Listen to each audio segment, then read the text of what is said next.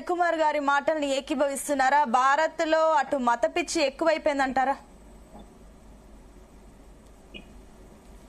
ఎక్కువనే అయ్యిందండి. మత పిచ్చి దేశంలో ఎక్కువ అయ్యింది అనేది చాలా స్పష్టం. ఫండమెంటలిజం అన్ని వర్గాల నుంచి ఫండమెంటలిజం, కాస్ట్ ఫండమెంటలిజం అనుకోండి, అది రిలీజియస్ ఫండమెంటలిజం పెరుగుతుంది రోజు రోజుకు.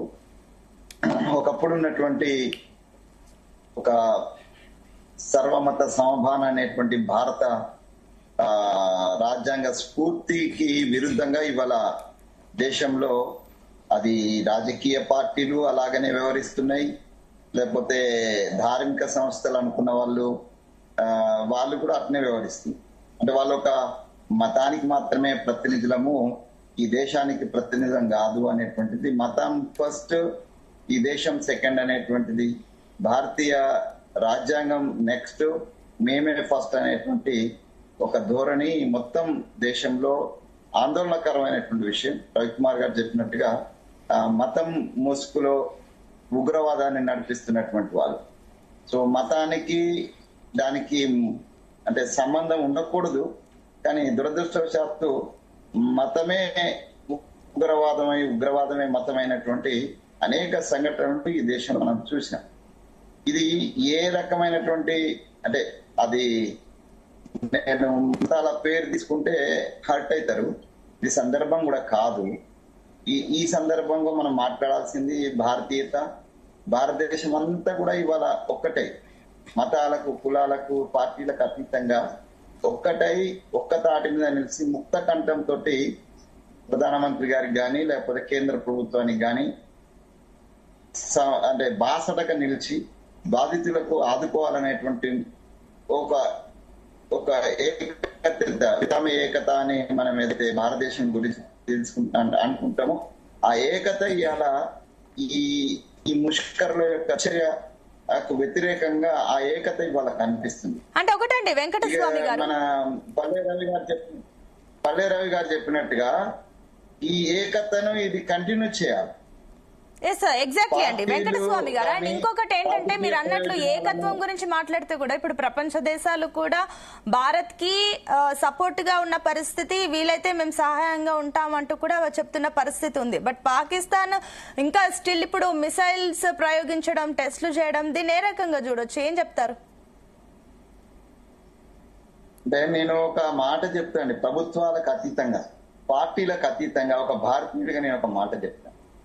వాస్తవ పరిస్థితులను మనం ఆకలించుకుంటే మన అంతర్జాతీయ నియమాలకు లోబడి తర్వాత ఏదైతే భారతదేశము పాకిస్తాన్ విడిపోయినప్పుడు జరిగిన 2 యుద్ధాల సందర్భంగా చేసుకున్న ఒప్పందాలకు లోబడి మనము చాలా సంస్కారయుతంగా ఈ దేశంలో ఉన్నటువంటి ప్రభుత్వాలు కానీ ప్రభుత్వాలు కానీ వ్యవహరించడమే మన తప్పలా కనిపిస్తుంది. ఒకవేళ మనమే అఫెన్స్ లో పోయి ఉన్నట్టు ఉంటే ఇవాళ కొంత భూభాగము పాక్ చేతిలో ఉండి అది డిస్ప్యూట్ అయ్యి ఎందుకు ఉండేదండి, మన చేతిలోనే కొంత ఉండేదేమో. ఇస్లామాబాద్ వరకు మనం మన సైన్యాలు వెళ్ళినా కూడా ఆయా అంతర్జాతీయ నియమాలను లేదా అంతర్జాతీయ సమాజం యొక్క అభిప్రాయాన్ని గౌరవించి మనము వెనక్కి తీసుకున్నటువంటిదే మన తప్పైపోయింది. దాన్ని ఓవర్కమ్ చేసి we have to appreciate Indira Gandhi. ఈ పక్కలో బొల్లాన్ని తుంచేయడం కోసం ఒక ప్రయత్నం ఆమె చేసింది. ఆ ప్రయత్నంలో కొంత సక్సెస్ అయినాం. అది ఇవాళ ఏదైతే మనం క్రియేట్ చేసి మనం వాళ్ళ నడ్డి విరిచి 2 భాగాలు చేసినటువంటి ఏదైతే పాకిస్తాన్ భాగం ఉందో ఇలా బంగ్లాదేశ్ కూడా మన పక్కలో బల్యమై బంగ్లాదేశ్ లో కూడా ఇలా ఈ పాకిస్తాన్ ప్రేరేపిత అయినటువంటి వ్యక్తులే ఇలా రాజ్యాధికారంకి వచ్చేసి అక్కడ ఉన్నటువంటి మైనారిటీస్ లేకుండా చేయాలనేటువంటి ఒక ప్రయత్నం. సో మనమేమో నెహ్రూ గారు గొప్పతనం ఏంటంటే మైనారిటీస్ మేము రక్షిస్తామని భారతదేశం తరఫున ఆయన గాని లేకపోతే మన భారత రాజ్యాంగం ప్రకారం మనం ఇచ్చినటువంటి హామీనేమో భారతీయులు నిలబెట్టుకున్నారు. కానీ పాకిస్తాన్ కానీ లేదంటే ఇవాళ బంగ్లాదేశ్ కానీ అక్కడ మైనార్టీలకు రక్షణ కల్పిస్తాం అనేటువంటి మాటను వాళ్ళు తుంగలు దొక్కేసి అక్కడ మైనార్టీలే లేకుండా చేసి.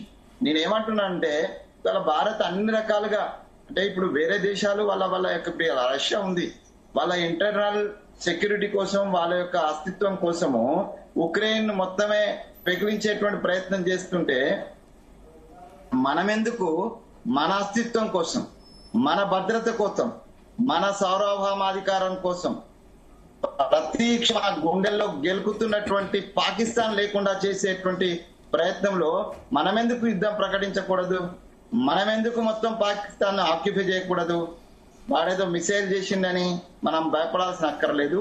డెఫినెట్ గా మనకు కూడా సైనిక పాట ఉన్నది.